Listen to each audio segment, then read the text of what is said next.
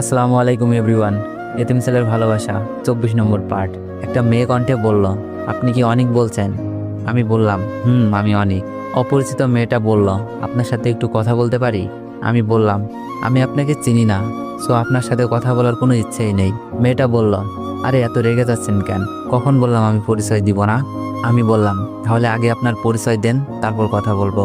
মেয়েটা বলল, আজকে কথা বলেন, কাল পরিচয় দিব।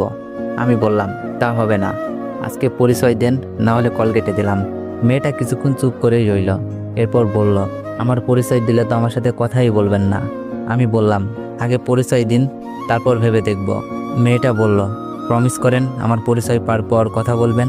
কোনো কথা না শুনে প্রমিস করার ঠিক মনে করি না, এতে পরে বিপদ হবে। মেয়েটা বলল, তাহলে আমার পরিচয় দিলাম না। আমি বললাম, ওকে, তাহলে আমি কল রাখলাম, বলেই কল কেটে দিলাম। আখি এতক্ষণ আমার দিকে তাকিয়েছিল, আমি খেয়ালই করিনি। ও চোখে মুখে রাগী ভাব, মনে হচ্ছে পারলে আমাকে ধরে মারবে, কিন্তু হঠাৎ করে এমন পরিবর্তন কেন বুঝলাম না। আখি বলল, ওই এতক্ষণ কার সাথে কথা বললি? আমি বললাম, চিনি না। আখি বলল, চিনিস না, তাহলে এতক্ষণ কথা বললি কেন? আমি বললাম, আমি যার সাথেই কথা বলি না কেন তাতে আপনার সমস্যা কোথায়? আখি বলল, অনেক সমস্যা আছে। কি সমস্যা শুনি? বলা যাবে না। তাহলে আমিও কথা বলবই। বলেই পাশের রুমে চলে এলাম। জানি যতক্ষণ থাকবো ততক্ষণ এমন ঝগড়া করবে। হুদায় ঝগড়া করার চেয়ে ঘুমানো ভালো। বিছানায় শুয়ে কখন ঘুমিয়ে গেছি নিজেও জানি না। সকালের দরজা ধাক্কানোর শব্দে ঘুম ভেঙে গেল। বিছানা থেকে উঠে গিয়ে দেখি রিয়া দাঁড়িয়ে আছে। আমি বললাম, এত সকালে তুই কখন এলি? রিয়া বলল, ভাইয়া এখন 9:30 বাজে, আসছি 1 ঘন্টা আগে। আমি বললাম, রুমে আর কার কার শব্দ শোনা যায়? রিয়া ভয়ে ভয়ে বলল, আব্বু আম্মু আর সীমা এসেছে। রিয়ার কথা শুনে মাথায় রক্ত উঠে গেল। ইচ্ছে করছে ওরে একটা ঠাসিয়ে চড় মারি।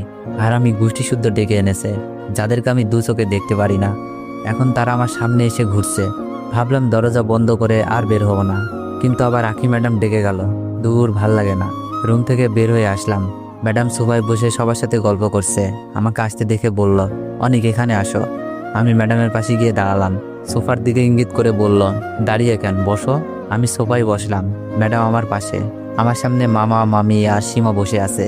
মামি এসে আমার হাত চেপে ধরে বলল, বাবা, তোর সাথে আমি অনেক অন্যায় করেছি, প্লিজ আমাকে মাফ করে দে। আমি বললাম, এ কি করছেন, ছাড়ুন। আমার মতো একটা এতিমের কাছে আপনার মাফ চাইতে হবে না। আর আমি আসার সময় আপনাদের জন্য একটা চিঠি রেখে এসেছিলাম, সেটাতে তো বলাই আছে আপনাদের কারোর ওপর আমার কোনো রাগ নেই। যা আমার কপালে ছিল তাই হয়েছে। মামা বলল, বাবা, তাহলে বাসায় ফিরে চল। আমি ওখান থেকে একবারে চলে এসেছি, আর কখনো বাসায় যাব না। রিয়া বলল, ভাইয়া প্লিজ চলো, তোমাকে ছাড়া বাড়ি ফাঁকা ফাঁকা লাগে। আমি বললাম, আমি সেই অতীত আর মনে করতে চাই না, আমাকে আমার মতো থাকতে দে। আমার কথা শুনে পুরো সবাই কষ্ট পেল, তাতে আমার কিছু যায় আসে না। একদিন এর চেয়ে কয়েক গুণ কষ্ট নিয়ে আমি বাড়ি ছেড়ে এসেছিলাম, সেটা আমি কখনো ভুলবো না। আমি ওখান থেকে উঠে চলে এলাম। যে অতীত শুধু কষ্ট দেয় সেটা ভেবে কোনো লাভ নেই। রুমে শুয়ে আছি, একটু পর কে যেন রুমে আসলো। তাকিয়ে দেখি সীমা দাঁড়িয়ে। আমি ওকে জিজ্ঞাসা করলাম, কিছু বলবেন? সীমা বলল, জানি আমি যে ভুল করেছি তার মাপ নেই, তবুও ক্ষমা চাচ্ছি, পারলে মাফ করে দিও। আমি বললাম, ছোট লোকের কাছে ক্ষমা চাইলে তো আপনার মান সম্মান শেষ হয়ে যাবে। আর আমি যতদূর জানি আপনি তো ছোট লোকদের সাথে কথাই বলেন না, তাহলে আমাকে কেন ক্ষমা চেয়ে নিজেকে ছোট করছেন? সীমা দৌড়ে এসে আমার পা জড়িয়ে ধরে বলল, আমাকে আর লজ্জা দিও না, আমি সত্যি অনুতপ্ত। আমি এক ঝাপটায় পা সরিয়ে নিয়ে বললাম, এখন আমাকে অপমান করে যে নতুন করে প্ল্যান করেন নাই তার কি গ্যারান্টি আছে? হতে পারে এখন চিল্লানি দিয়ে বলবেন আমি তোমার ইজ্জত নষ্ট করার চেষ্টা করছি। সীমা কান্না ভেজা কণ্ঠে বলল, এমনটা বলতে পারলে? আমি বললাম, যে মেয়ে একটা ছেলেকে শুধু শুধু মার খাওয়ানোর জন্য নিজের কাপড় ছেড়ে নিরাপদ ছেলেকে দই দিতে পারে, তাকে কেউ বিশ্বাস করবে না। আমি সাপকে বিশ্বাস করব, তবুও তোমার কথা বিশ্বাস করব না, আর আমার কাছ থেকে কখনো মাপও পাবে না। সীমা আমার কথা শুনে কান্না করতে করতে চলে গেল। যত সব নাটক করতে এসেছে। একটু পর ম্যাডাম এসে বলল, ওই সীমাকে কি বলেছিস? আমি বললাম, কেন, আমার যা ইচ্ছা বলবো, তাতে আপনার সমস্যা কোথায়? ম্যাডাম বলল, কান্না করতে করতে বাসা থেকে বের হয়ে গেল। আমি বললাম, তাতে কি হয়েছে, ও তো আর মরে নাই। ম্যাডাম বলল, কেউ ভুল বুঝে মাপ চাইলে তাকে মাফ করে দিতে হয়, এতে নিজের সম্মান নষ্ট হয় না। তো এভরিওয়ান, এই যে এত কষ্ট করে ভয়েস দিয়ে ভিডিওগুলো বানাই, আর তোমরা কি করো, তোমাদের আইডিতে আমার ভয়েসগুলো কপি করে নিয়ে যেয়ে নিজের বলে চালাই দাও, আর কোনো মেনশনও দাও না। তো যারা ভিডিওগুলো দেখতেছো তোমাদেরকে বলতেছি, এই যে এমআর দীপ হোসেন, এটাই আমার রিয়াল আইডি। আর বাকি যে আইডিগুলাতে এই গল্পটি শুনতেছ ভাই সবগুলাই ফেক। তো এবার থেকে সেই আইডিগুলা পেলেই তোমরা সেখানে কমেন্ট করে দিবা যে রিয়েল আইডি কার। তো চলুন বেশি কথা না বলে গল্পে ফিরে যাওয়া যাক। আমি বললাম, ও আমার সাথে যে আচরণ করেছে তা কখনো ভুলতে পারবো না, আর ওকে মাফ করা আমার পক্ষে সম্ভব না। ম্যাডাম বলল, আমি বলছি মাফ করে দাও। আমি বললাম, কাভি নাহি। ম্যাডাম বলল, ওরে মাফ না করলে নিজের মামা মামিকে তো মাফ করতে পারো, কারণ ওরা তোমাকে বড় করেছে, আর না হয় একটু ভুল করেছে, এজন্য ভুল বুঝে তোমার কাছে ক্ষমা চাইছে। আমি বললাম, ম্যাডাম আপনি কখনো আমার সিচুয়েশনে পড়েন নাই, তাই আমার অবস্থা বুঝবেন না, আর আমি ওনাদের অনেক আগেই মাফ করে দিছি। ম্যাডাম বলল, মাফ করলে কথা বলছো না কেন?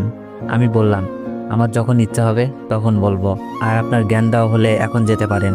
ম্যাডাম মন খারাপ করে চলে গেল। আমি উঠে রুমে পায়চারি করতে লাগলাম। কি করব, কথা বলবো কি, অনেক ভেবে কোনো উপায় পেলাম না। রুম থেকে বের হয়ে এসে দেখি মামা মামি এখনো আছে। মামা উঠে এসে আমাকে জড়িয়ে ধরে কান্না করতে লাগলো। আমি কান্না দেখে নিজেকে আটকে রাখতে পারলাম না। মামার কান্না দেখে ভাবতে লাগলাম, আসলে মামার তো কোনো দোষ নেই, সীমার কথাই ভুল বুঝে সে আমাকে মেরেছে। মামার সাথে তো কথা বলাই যায়। মামার সাথে কিছুক্ষণ কথা বললাম। মামি দূর থেকে এসব দেখছে, হয়তো মামিও চাচ্ছে আমার সাথে কথা বলতে, কিন্তু এত সহজে আমি কথা বলবো না। মামা বলল, বাবা তাহলে আমাদের বাসায় চল। আমি বললাম, মামা আমার অফিসে অনেক কাজ আছে, এখন ম্যাডাম যদি অনুমতি দেয় তাহলে যেতে পারি। মামা আখি ম্যাডামের সাথে কথা বলল। ম্যাডাম বলল, 2 দিন থাকা যাবে, এর বেশি না, অফিসে অনেক কাজ পড়ে আছে।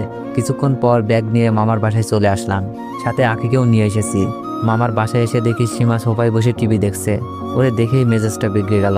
আসার আগে আপদটার কথা মনেই ছিল না, মনে হলে আসতামই না। মামাকে বললাম, কোন রুমে যাব? মামা বলল, তোর রুম যেটা সেটা তো অমনি আছে। আমি বললাম, আর ম্যাডাম আমার পাশের রুমটাই থাকবে। মামা বলল, কিন্তু ওই রুমে তো সীমা থাকে।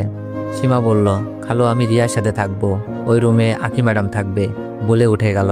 রুমে ঢুকতে যাব, তখন ম্যাডাম বলল, অনিক একটু আমার রুমে আসো। আমি বললাম, আমি ব্যাগগুলো রেখে আসছি। ব্যাগগুলো রুমে রেখে এসে ম্যাডামের রুমে আসলাম। ম্যাডাম তখন ড্রেস চেঞ্জ করায় ব্যস্ত। হুট করে রুমে কে আসলো দেখার জন্য ম্যাডাম ঘুরে তাকালো। আমি এভাবে নক না দিয়ে ঢুকে পড়বো ভাবতেই পারিনি।